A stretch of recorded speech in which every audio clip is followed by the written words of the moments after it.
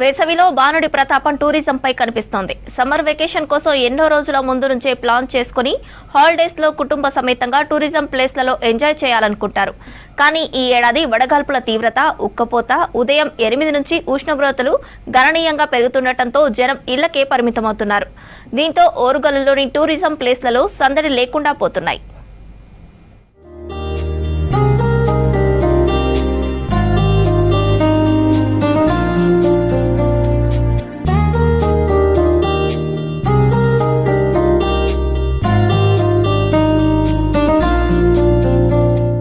Warangal tourism hub గా విరాజిల్లుతోంది. కాకతీయుల రాజధానిగా విరాజిల్లిన ఓరుగల్లు పర్యాటక, ఆధ్యాత్మిక కేంద్రంగా నిలుస్తోంది. వరంగల్లో అరుదైన అనేక పర్యాటక ఆకర్షణలు ఉన్నాయి. ఇక్కడి అనేక సరస్సులు, వన్యప్రాణుల అభయారణ్యంతో ప్రకృతి ప్రేమికులందరికీ వరంగల్ స్వర్గం. ఇక్కడ యునెస్కో గుర్తింపు పొందిన రామప్ప దేవాలయం లాంటి కాకతీయ కట్టడాలు ఎన్నో ఉన్నాయి. తెలంగాణ రాష్ట్రంలోనే బెస్ట్ టూరిజం ప్లేస్ గా వరంగల్ నిలుస్తోంది. వరంగల్లో శ్రీ భద్రకాళి దేవస్థానం, 1000 స్తంభాల గుడి, కిలా వరంగల్, వన విజ్ఞాన చారిత్రక, ఆధ్యాత్మిక ప్రదేశాలు ఉన్నాయి. ఇక ములుగు జిల్లాలోని రామప్ప దేవాలయం యునెస్కో గుర్తింపు పొందింది. కాకతీయుల కాలం నాటి ఆలయం ప్రపంచ పర్యాటక పటంలో చోటు దక్కించుకుంది. సప్త స్వరాలు పలికే శిల్పాలు, మనసులను కట్టిపడేసే శిల్ప సౌందర్యం, నీటిపై తేలియాడే ఇటుకలు, రామప్ప సరస్సును చూడ్డానికి పర్యాటకులు పెద్ద ఎత్తున వస్తుంటారు. యునెస్కో గుర్తింపు పొందిన తరువాత పర్యాటకుల సంఖ్య పెరిగింది. కానీ ఎండల తీవ్రతతో పర్యాటకుల తాకిడి తగ్గిపోయింది. పిల్లల్ని ఎటన్నా టూరిస్ట్ ప్లేస్లకు తీసుకుపోదామంటే అసలు భయభ్రాంతులకు గురవుతాను. వడదెబ్బలు, ఎండ దెబ్బ కొడుతుంది. ఇప్పుడు 2 నెలల కాంచి కూడా పబ్లిక్ కూడా ఎవరు వస్తలేరు. ఈ ఎండకు బయటికి వెళ్ళాలన్నా కూడా ఇబ్బందికరంగా ఉంటుంది. సాయంత్రం పూట కూడా బయటికి వెళ్ళాలన్నా కూడా ప్రజలు వస్తలేరు. ఈసారి బాగా ఎండ తీవ్రత ఎక్కువ అవుతుంది. గత సంవత్సరం కంటే, అంతకుముందు సంవత్సరం కంటే ఈసారి ఎండ తీవ్రత బాగా ఉంది. కనీసం బయటకు వెళ్ళాలంటే కూడా భయం అవుతుంది. ఎక్కువ పేరెంట్స్ అందరు కూడా ఈ సమ్మర్లో ప్లాన్ చేసుకుంటారు. కానీ ఈ ఎండ ఎక్కువ తీవ్రత ఉండడం వల్ల కొంచెం పర్యాటకుల సంఖ్య తగ్గుతుందని చెప్పుకోవచ్చు. లక్నవరం సరస్సు సుందరమైన కొండలు, అడవుల మధ్య నెలకొని ఉన్న లక్నవరం సరస్సు ఇక్కడకు వచ్చే పర్యాటకులను కనువిందు చేస్తోంది. 10,000 ఎకరాల విస్తీర్ణంలో మరియు 2.135 టీఎంసీల సామర్థ్యంతో లక్నవరం సరస్సు చాలా కాలంగా ప్రకృతి ప్రేమికులకు స్వర్గధామం. ఈ సరస్సు వర్షాకాలం, చలికాలంలో మరింత శోభను సంతరించుకొని సందర్శకులను ఎంతగానో ఆకర్షిస్తోంది. నగరంలో ఉరుకుల పరుగుల జీవితాలతో అలసిన వారు వీకెండ్లో ఇక్కడికి వెళ్లారంటే ఆడిపాడి అలసిపోయిన పసివాడు అమ్మఒడిలో సేదతీరిన అనుభూతి కలుగుతుంది. వేలాడే వంతెనలు, బోటింగ్తో మైమర్చిపోతారు.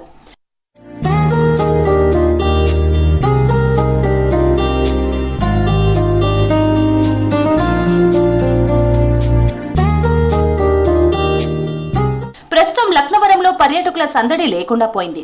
సమ్మర్ ఎఫెక్ట్ తో జనం ఇక్కడికి రావడం లేదు. నీరు అడుగంటింది. బోటింగ్ నిలిచిపోవడంతో పాటు స్థానిక మత్స్యకారులు చేపలు పడుతున్నారు. ఇక ఏటూరు నాగారం అభయారణ్యం వరంగల్లోని అత్యంత ప్రసిద్ధ అభయారణ్యాల్లో ఒకటి. ఈ అభయారణ్యం వరంగల్ నుండి 110 కిలోమీటర్ల దూరంలో ఉంది. ఆసియాలోనే అతిపెద్ద గిరిజన జాతర ఇక్కడ జరుగుతోంది. 2 ఏళ్లకు ఒకసారి జరిగే మేడారం సమ్మక్క సార్లమ్మ జాతరకు కోట్లాది మంది భక్తులు తరలి వస్తారు. సమ్మర్ హాలిడేస్ లోనూ ఇక్కడకు పెద్ద ఎత్తున పర్యాటకులు వస్తారు. కానీ ఈ ఏడాది ఎండలకు భయపడి ఎవరూ రావడం లేదు. ఇక జయశంకర్ భూపాలపల్లి జిల్లాలో పాండవుల గుట్ట పర్యాటకులను ఆకర్షిస్తోంది. ఈ గుట్టలు ఒకదాని మీద మరొకటి పేర్చినట్లు కనిపిస్తాయి. ఇక్కడి గృహాల్లో శిలాయుగం నుంచి మధ్యయుగం నాటి వరకు చిత్రాలు దర్శనమిస్తాయి. రాతి యుగం నాటి విశేషాలను దాచుకున్న ఈ గుహలను చూసేందుకు పెద్ద ఎత్తున పర్యాటకులు వస్తుంటారు. టూరిజం శాఖ స్పెషల్ ప్యాకేజీలు ఏర్పాటు చేసింది. ఇక్కడ ట్రెక్కింగ్ పర్యాటకులలో ప్రసిద్ధి చెందింది. ఇక్కడ సైతం ఎండలకు భయపడి జనం రాకపోవడంతో వెలవెలబోతోంది.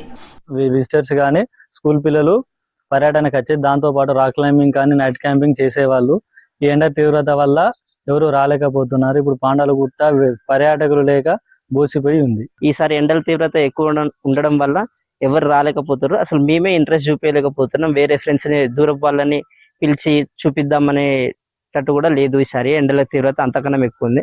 అట్లనే ఇక్కడ కూడా వేరే వాళ్ళు కూడా ఎవరు రావట్లేదు, ఎవరు ముందుకు రావట్లేదు. ఎండల తీవ్రత ఎక్కువగా ఉండడం, వడగాల్పుల ప్రభావంతో టూరిజం ఆదాయం పైన ప్రభావం పడుతోంది. హీట్ వేవ్స్ తో పిల్లలు, పెద్దలు ఆరోగ్యం పైన ప్రభావం పడే అవకాశం ఉండడంతో బయటకు రావాలంటే భయపడుతున్నారు.